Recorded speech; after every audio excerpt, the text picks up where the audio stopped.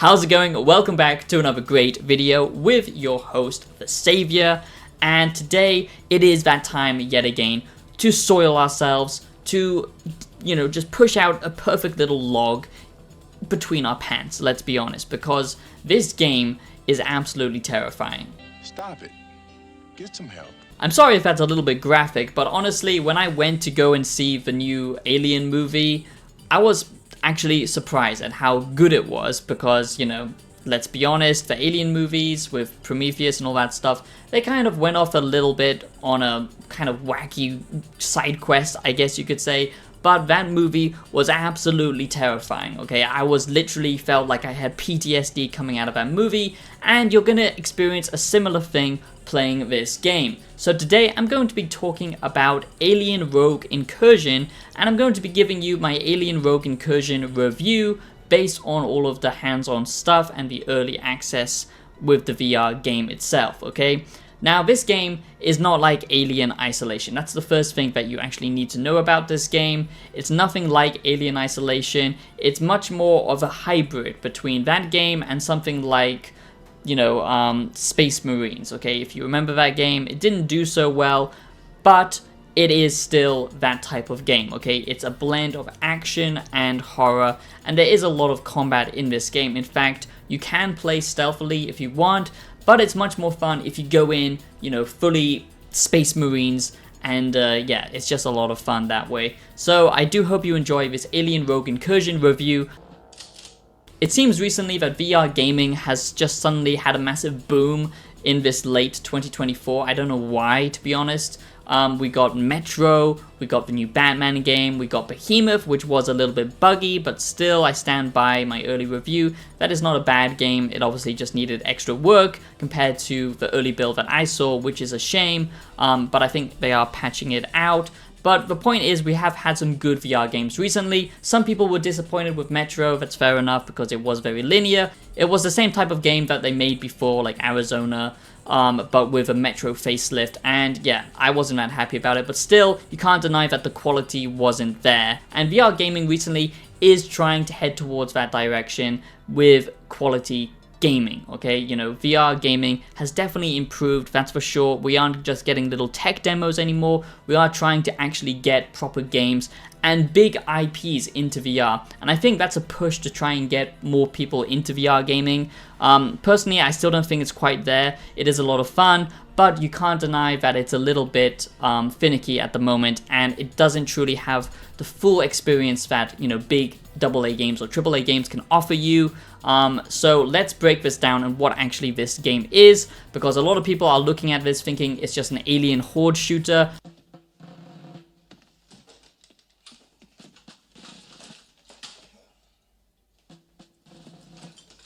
No, this is actually a full story-focused game, single-player experience, and it's going to take you around 8 hours to complete, or a little bit more, around 10.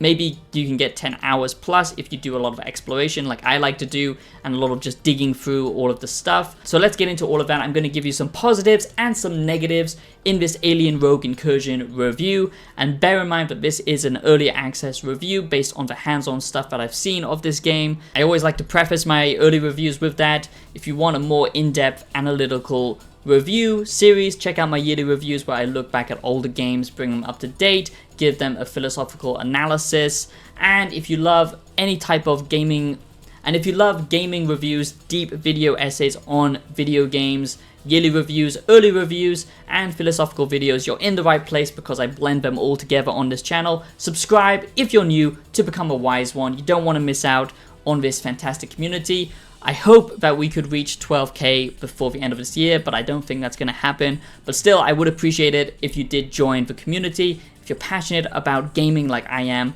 and philosophy, I blend them both together, and I do many different gaming series. I'm not here to try and shill you a game, okay? With access journalism, gaming industry right now is in need of massive correction, and I hope next year is a lot better than this year. So if you want someone to cut through the BS and tell you how it is, then you're in the right place. And I hope the early access videos help with that, because you can never trust what games actually are going to be, especially when a lot of previewers are basically just paid off.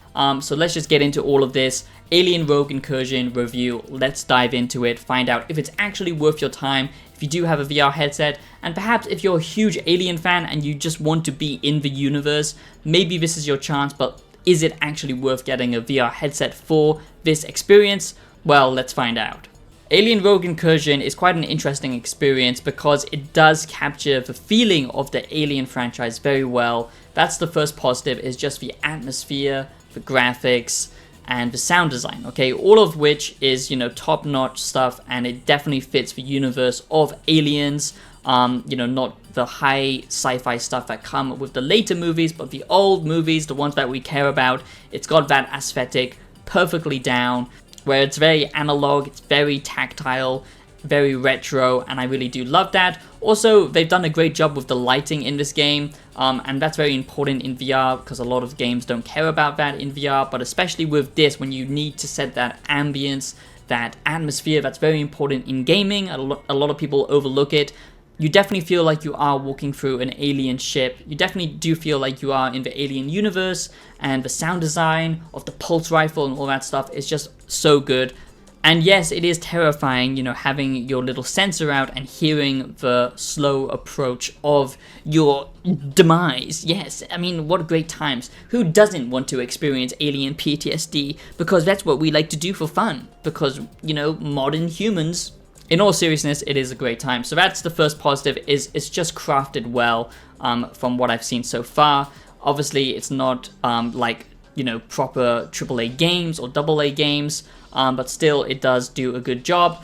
A small negative that I want to highlight early on is if you don't like reading, okay, if you don't like stories where you have to read a lot of stuff, then you might want to give this a miss, because it works well in games like Fallout, okay, especially 2D, flat screen games, okay. Like I said, that type of storytelling is so fun and immersive in games like Fallout. I honestly do feel like a lot of developers use it as a crutch to, basically bypass interesting environmental storytelling or actual, modeled characters. There is dialogue back and forth between you and your AI companion, which I'll touch on later. Your synthetic companion that you travel around with, but a lot of the storytelling is done through reading emails and stuff, and it would be better if there were more audio logs, more actual videos on the computers themselves and stuff like that, and better environmental storytelling. I mean, it's just been so long since we've had a good Alien game. We've had a few like wave shooters, RTS games, strategy games and stuff like that, but honestly, a proper single player Alien game where it's not just horror, because I do feel like a lot of people missed Alien Isolation just because they're not fans of horror, and that's perfectly valid. This blends it perfectly because there is combat in this, but it's not a frantic horde shooter or wave shooter like a lot of VR games. There's lots of good downtime in this game, good pacing. There is plenty of time to soak in the atmosphere, because that's when combat is fun, when you don't know when it's coming, and it does a great job of that, where it doesn't bombard you with tons of enemies. So there is a good mix of horror and combat in this game, and I really do appreciate that, and I think they did a pretty good job of that. Another slight negative, I would say, is the actual xenomorphs themselves. From what I've actually seen with the early stuff, they seem to be quite easy to take down, okay? And they might fine-tune that in the final release. You might get, access to different difficulty options, but so far, it's quite easy to take them down, and your synthetic companion will help you in combat. Now onto the big positive, and that is interaction and attention to detail. Many VR games don't pay enough attention to this. That's why I feel like a lot of people didn't like the Metro game. I didn't really like Batman with how, it felt very arcadey. This is one of those games where you can, loot stuff. You can go through and pick up objects and interact with the world around you. You can even, wipe off blood from a screen to actually read it more clearly. Your body is actually there for the most part. You have full arms and everything, and you have to actually inject yourself. You have to actually grab the gear on your body. If you want to reach for something, you actually have to take it off your body. It doesn't just magically float away. The same thing with actually using devices in this game. It does have some Metroidvania elements, basically where you collect different tools throughout the campaign, and then you can, go and explore different areas of the ship. Not so much backtracking, but still there is that progression of unlocking tools so you can actually explore further. Things like the cutter, you actually have to do that yourself, or with the touchpad that basically, highlights information and the surrounding area and stuff like that. You actually have to interact with it physically, and that's very important in VR, actually being able to touch stuff. Physics, okay? That's what we want. That's what VR gaming needs to lean towards. I don't want it just to try and replicate, AA games, AAA games that we have for, the flat screen, okay? That's already been done. The point of VR is to try and bring you into that world, make it immersive. Otherwise, VR gaming will never succeed. So we need to lean into that more. Games like Boneworks is a perfect example, Blade and Sorcery, and this does have that blend of, fun, combat, but still being able to interact with everything and feeling present in the world. That's a huge importance in VR gaming for me, and I feel like they did a good job with that. So a small negative here is, like I said, you do travel around with a synthetic companion, which is very cool, very Aliens, you can never trust a synthetic, but it does touch on some lore from the comics and stuff like that, some characters that you might remember if you are a die-hard Aliens fan, so that's pretty cool. But the dialogue back and forth is quite well delivered, but I feel like the voice acting was sometimes hit or miss. But bear in mind, this is only from the early stuff that I've seen, okay, not the full experience, so I don't know if there's more characters that get introduced later. And also, just the AI of your companion can sometimes be, just quite lifeless, and I know he's a robot, so it kind of makes sense, but at times, yeah, I just feel like there could be better interaction, because you notice that stuff much more in VR, where it stands out because you're literally standing right there. So what actually is this game? Okay, this is a story-focused experience. Like I said, it might take you 10 hours or 8 hours or less, depending on how fast you go through everything. But this is a story-focused game where you're trying to discover, the mystery of what happened to your friends, and all of that kind of stuff. Obviously it doesn't work out, but this is a story-focused game. It's linear, it does have some side exploration, but it's not like a big open ship that you can just go off and explore. You have your objectives, and then basically you progress by doing them. It's quite simple, to be honest. But the point is the atmosphere. Being on this alien ship, it feels like you are actually in the Aliens universe. That is very cool, having all of these different gadgets that you recognize, the pulse rifle, for example, the scanner, all of these different tools that you can interact with, and just going through the actual ship itself. It's very well crafted, and it feels lived in. It feels like people actually used to live here, which I really like. And then the combat on top of it, it's a little bit arcadey, a little bit floaty. I would have liked if it felt more weighty and more, I don't know, just more tactical. But the way you can just kind of hold your gun and just blast them, at times it does feel a little bit easy. When there are tons of xenomorphs and they're traveling in packs, that's when it's scary, because actually they do have smart AI and they try and flank you and stuff like that. But it's quite easy to take them out at times, which is a little bit disappointing, because I feel like they need to be a bigger threat. I do hope you are enjoying this Alien Rogue Incursion review, and if you are, please do give the video a like, as that does help out immensely, especially for an independent channel who's trying to do this full time. I would really appreciate your support, or by becoming a member or checking out my music on Spotify. Whatever it is you do, thank you so much. And if you are wanting to join the Wise One community, I highly recommend that you do, and subscribe if you are new.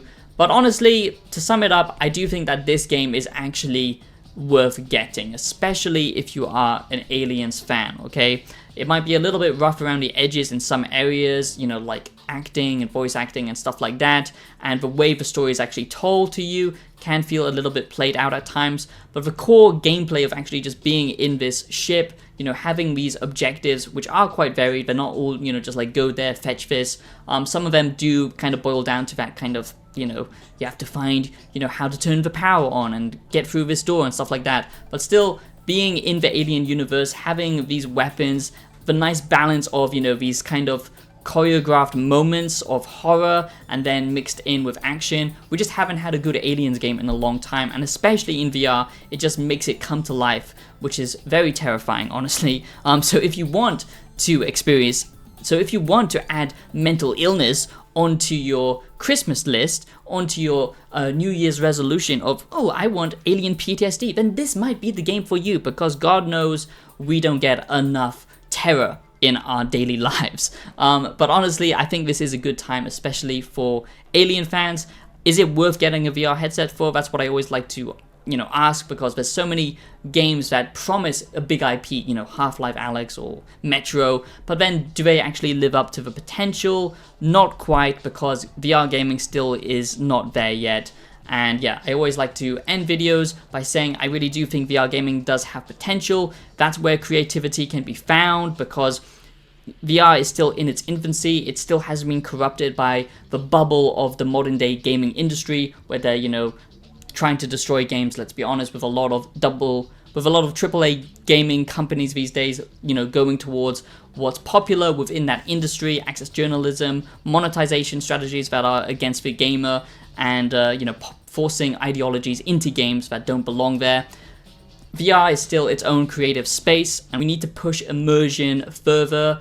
And yeah, I do think VR is great for gaming, but we also need to be aware that we shouldn't give our data and all that stuff to these massive corporations, and we don't want to use VR socially, because that is how a dystopia is born. So it's a balance, and I always like to end on that, because this is an amazing technology, but it's still in its infancy. So for fans and early adopters, yes, this is 100% worth it. Is it worth buying a VR headset just for this game? No, but from all of the VR games that came out this year, which is quite a lot, I have to say that this game, so far from what I've seen, and I can't judge it completely until I've played it completely, but I do think that this is the most fun I've seen in VR this year. The Alien universe is just so captivating because it deals with so much complexity, especially with the synthetic elements on top. Sadly, they don't really lean on that kind of more deeper philosophical nature of the Alien universe, like asking what is consciousness, what is human, how the morality of the synthetics can change completely compared to the humans. No deep storytelling like that, but the simple story of just being in the Alien universe and exploring the ship, that is well done, and you do get the tension, reading these emails, and the interaction, that's what I've got to stress, is much better compared to most VR gaming. And that's what's important to me, so I do think it's a good time. The story is hit or miss, but it is still worth experiencing, and it's nice just to have a full single player game that actually, works for the most part from what I've seen, and it's just a single player, linear focused game, and there's enough variation in the gameplay with good pacing to make it interesting. Like I said, you have to collect these different tools, so it does feel like you're progressing in that way, but it's got no bloat, no terrible progression system where you have to grind or anything like that. So if you like that type of stripped back experience, then give this a look. I'll be seeing you in the next video. Have a great day. Peace out.